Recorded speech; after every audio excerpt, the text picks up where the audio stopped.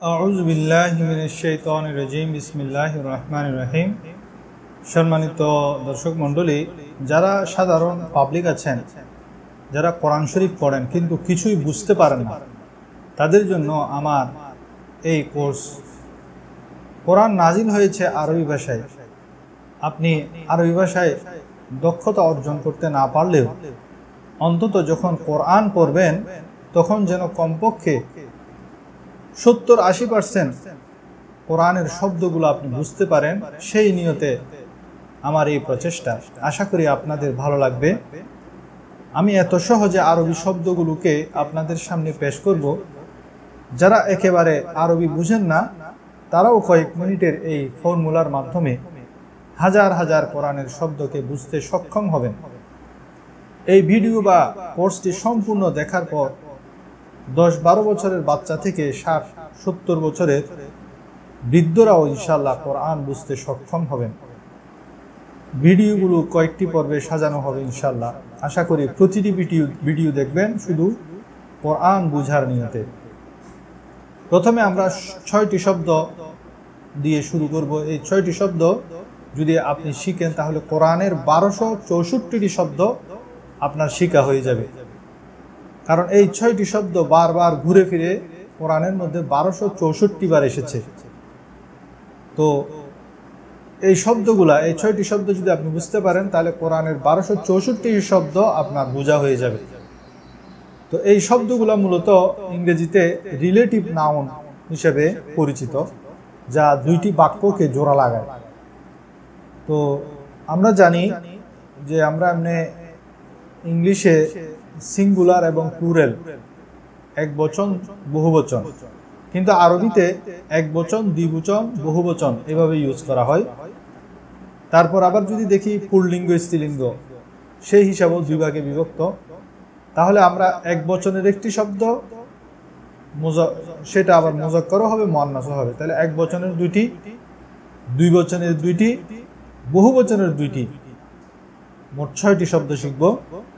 উভয়টি মুজাক্কারও হবে, পুল্লিঙ্গ হবে, মুআন্নাস বা স্ত্রীলিঙ্গ হবে। প্রথম শব্দটি হলো আল্লাজি। আল্লাজি এটি পবিত্র কোরআনের বিভিন্ন জায়গায় 289 বার এসেছে। এখন আপনি আল্লাজি শব্দের অর্থ কি সেটা যদি আজকে জানেন তাহলে আপনি কোরআনের 289 জায়গায় এই শব্দটি যখন পাবেন তার অর্থ আপনি বুঝতে পারবেন। আবার এটার যদি স্ত্রীলিঙ্গ হয় সেটা হবে আল্লাতি।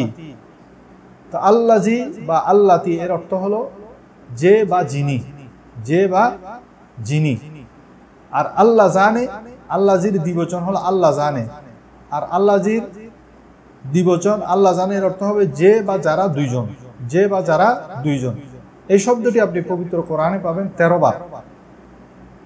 এরপরে জামা বা বহুবচনে পাবেন আল্লাহ জিনা, যারা সকলে, যার অর্থ হলো যারা সকলে। এই আল্লাহ জিনা শব্দটি আপনি কোরআনের মধ্যে পাবেন 879 বার, 879 বার। আবার আপনি মুআন্নাসের মধ্যে গেলে দেখবেন আল্লাতি, এর অর্থ হলো যে বা যিনি একজন, এর অর্থ যে বা যিনি একজন। এটি আপনি কোরআনের মধ্যে 66 বার পাবেন। আর মুআন্নাস বা স্ত্রীলিঙ্গের মধ্যে দুইজনকে বোঝানোর জন্য যে বা যারা দুইজন, আল্লাহ তানে, আল্লাহ তানে, এটি 8 বার পবিত্র কোরআনে বিভিন্ন জায়গায় 8 বার এসেছে। আর জামার মধ্যে মুআন্নাস বা স্ত্রীলিঙ্গের জামা বা বহুবচনের মধ্যে ইউজ হবে এটা আল্লাতি। পুল্লিঙ্গের মধ্যে আল্লাহ জিনা আর স্ত্রীলিঙ্গের মধ্যে আল্লাতি, অর্থাৎ যারা সকলে। তাহলে এটা পবিত্র কোরআনে পাবেন 9 বার।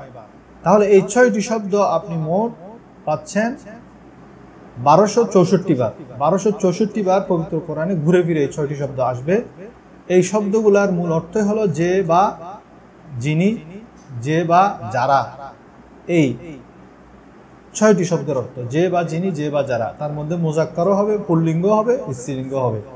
কিছু এক বচনের জন্য ব্যবহার হবে, কিছু দ্বিবচনের জন্য, কিছু বহুবচনের জন্য। তবে সবচেয়ে বেশি ইউজফুল শব্দ হলো আল্লাহ জিনা, যারা। আল্লাহ জিনা, যারা, এটা বহুবচনের জন্য ব্যবহার হয়। এই আল্লাহ জিনা শব্দটি আপনি পবিত্র কোরআনে বেশি পাবেন। তো এই শব্দগুলা যদি আপনি 6666টি কোরআনের আয়াত এটাকে যদি 1264 দিয়ে ভাগ দেন তাহলে আপনি গড়ে দেখবেন যে প্রতি পৃষ্ঠায় এই 6টি শব্দ ঘুরে ফিরে আপনি 2-3টা পাবেন। তো আজকে এই 6টি শব্দ আপনি 5 মিনিটে শেখার পর আপনি প্রতি পৃষ্ঠার মধ্যে 2-3টা শব্দ আপনার বুঝে আসবে, অন্তত 2-3টা শব্দ আপনি বুঝতে পারবেন, এর শব্দ বুঝতে পারবেন, এখানে কি বলা হয়েছে সেটা বুঝতে পারবেন। এভাবে আপনি যদি এই 5 মিনিটে যদি আপনি এতগুলো শব্দ শিখে ফেলেন তাহলে হাজার হাজার শব্দ আয়ত্ত করতে আপনার জন্য খুবই সহজ হবে। যেমন আমি সূরা বাকারার প্রথম 6টি আয়াত যদি আপনাদের সামনে পাঠ করি, সেখানে আমরা খুঁজে দেখব এই শব্দগুলা, যে সব 6টি শব্দ আমরা শিখেছি সেগুলা আমরা সেখানে পাই কিনা। যেমন বিসমিল্লাহির রহমানির রহিম, আলিফ লাম মিম, যালিকাল কিতাবু লা রাইবা ফীহি হুদাল লিল মুত্তাকিন, আল্লাযীনা ইউমিনুনা বিল গায়ব। এখানে দেখুন আল্লাযীনা, এই আল্লাযীনা অর্থ হলো যারা, ইউমিনুনা বিল গায়ব অদেখা বিষয়ের উপর বিশ্বাস স্থাপন করে। তাহলে দেখুন আপনার আজকে আল্লাযীনা শব্দের অর্থ জানা হয়ে গেল। আল্লাযীনা এটা বহুবচনের জন্য ব্যবহার হয়েছে, এটা পুল্লিঙ্গের জন্য ব্যবহার হয়েছে, এবং এর দ্বারা বোঝানো হয়েছে যারা, সকলে বহুবচন বোঝানো হয়েছে। এরপরের আয়াত ওয়াল্লাযীনা ইউমিনুনা বিমা উনজিলা ইলাইকা ওয়া মা উনজিলা মিন ক্বাবলিক, এই আয়াতের মধ্যে ওয়াল্লাযীনা ওয়া অর্থ হলো এবং, ওয়া অর্থ এবং, আল্লাযীনা যারা। তাহলে এখানেও আপনি এই আল্লাযীনা শব্দটি পেলেন। এরপরে